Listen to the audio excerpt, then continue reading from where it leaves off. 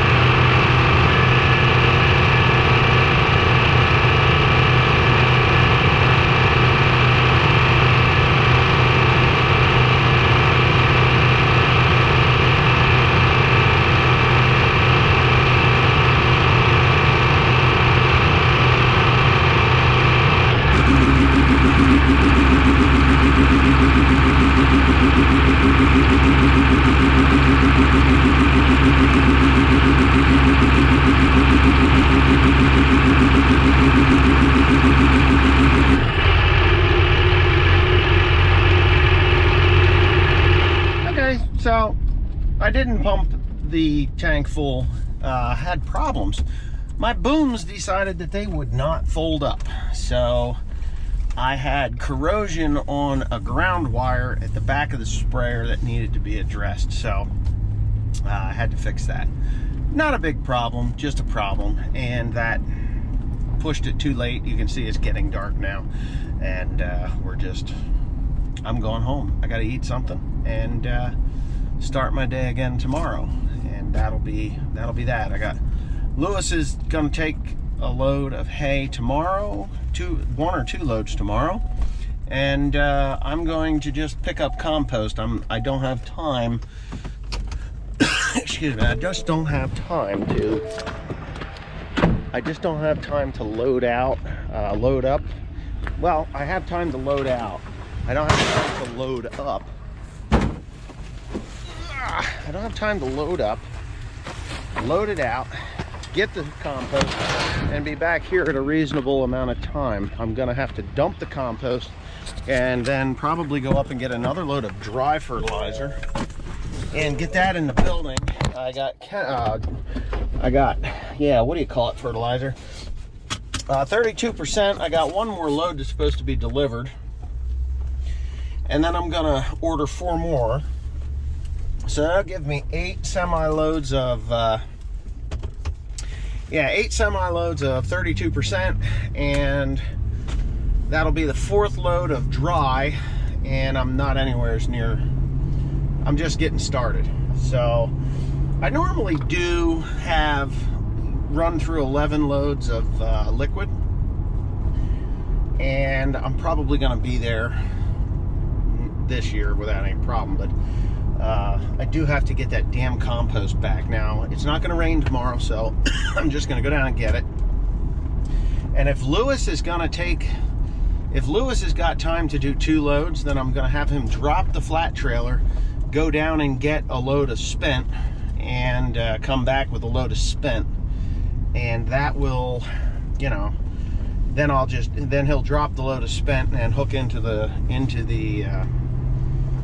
what do you call it, into the load of hay, and that way I'll get 2 loads of spent up here in order to do that. So I'm going to talk to him a little later and see if that's on the agenda for him. So if I got to get up earlier in the morning, then that'll be okay. But anyway, that's just me thinking and talking, and he can go down empty and come back full.